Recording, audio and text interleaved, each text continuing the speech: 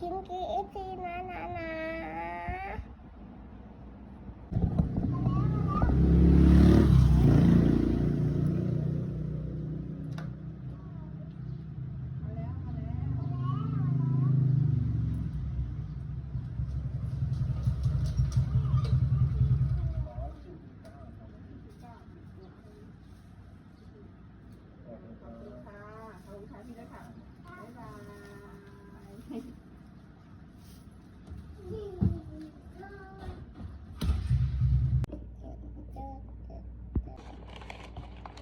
เอาออกทางนี้นะคะ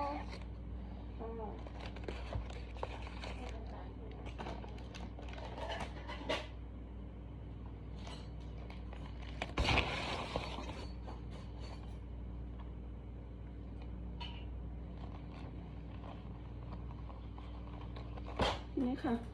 กินนี่ค่ะโอ้กินลิ้นบา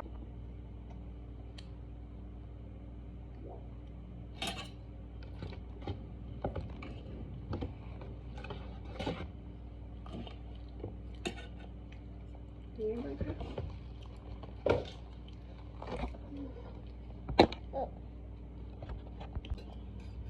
ไก่เคฟซีค่ะเนี่ย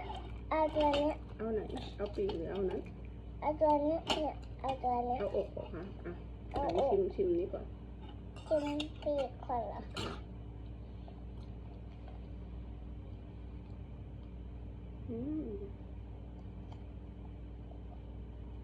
ยังไงบ้างคะ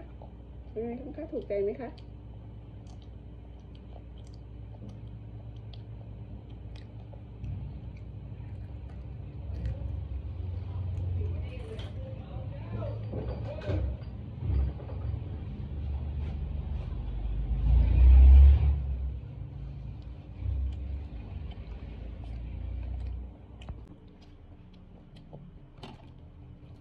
เอาเรื่อง ไม่ นี้ ใช่เหรอคะต้มบุญนะพี่ค่ะร้อนนะคะ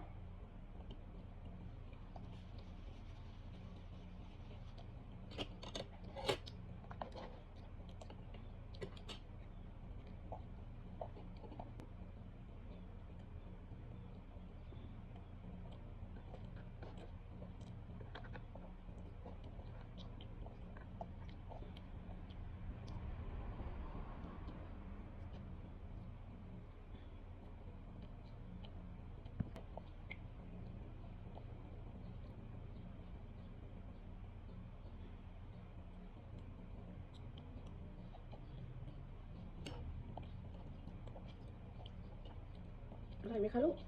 ถูกใจไหมคะ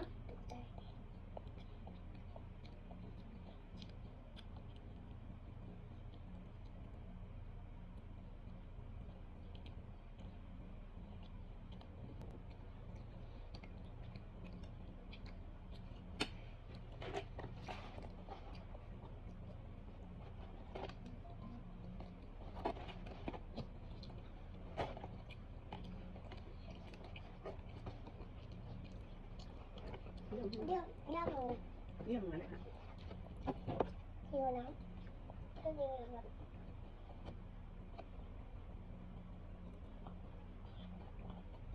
พี่ขาไก่ KFC กับนั้นเลยไหมคะ KFC กับไก่ KFC พากับเป็นไฟนะคะโอ้โหเล่นใจไหนจุดถ่ายรูป ถ่ายวิดีโอค่ะ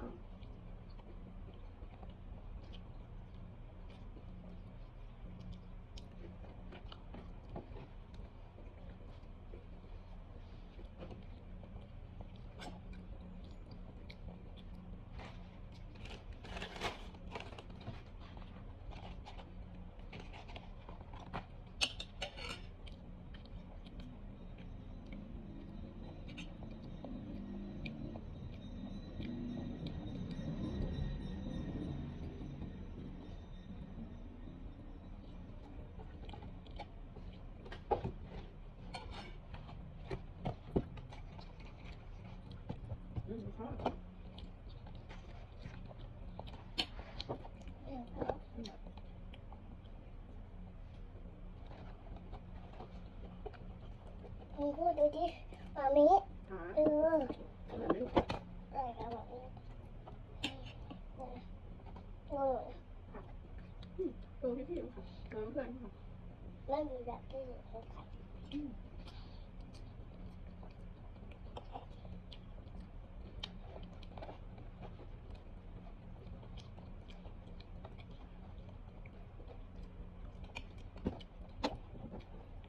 เราแบบนี้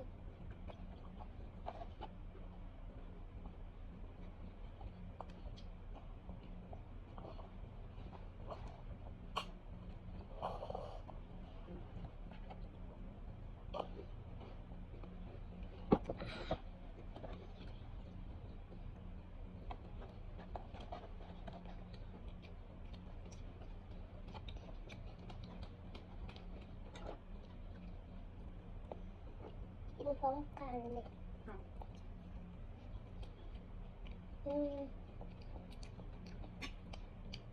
แล้วหมดไข่ได้เคี้ยวไม่หมดเดี๋ยวเคี้ยวหมดก่อน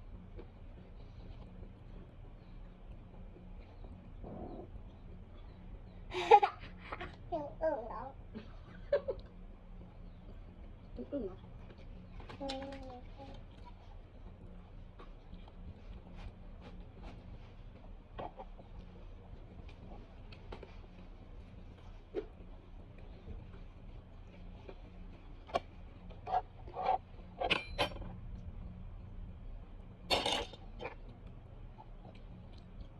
บ๊ายบายค่ะ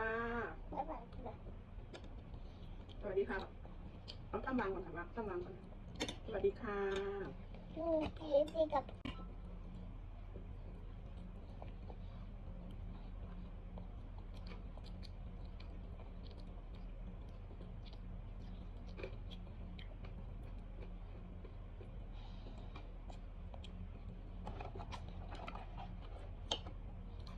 อร่อยมากเลยค่ะ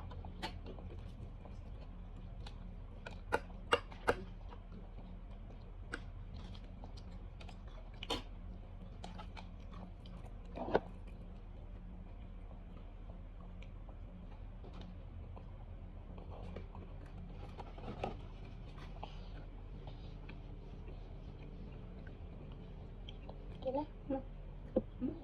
กินก็กินกินแบบนี้นะ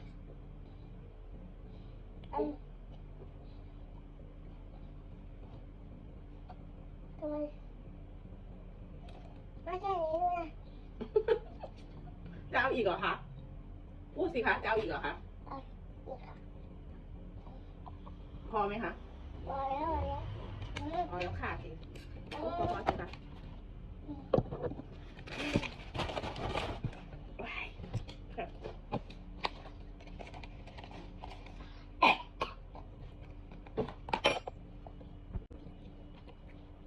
ไอ้ที่นี่เลย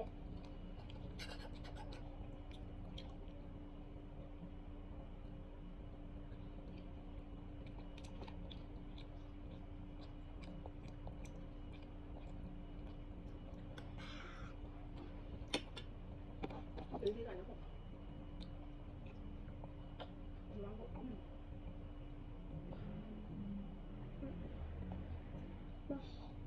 ตัมโบ้เหรอตัมโบ้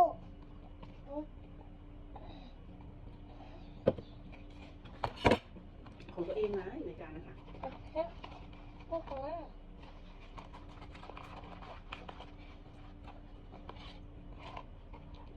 เดี๋ยวด้านนิ่มๆของแม่ได้แข็งๆมาดูกันนะดูกันนะตั้ม นะทำกันตั้ม ตำ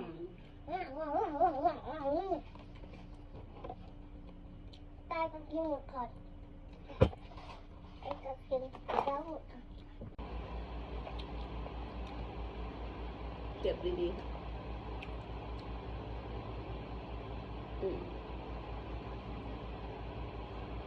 กินเลยค่ะไม่ต้องสนใจถึง วันนี้เอ็มแล้ว กินแล้วเหรอคะ สองสามนี่เลย แม่รักหนูนะ เพื่อนเพื่อนกันนะ จุ๊บก่อน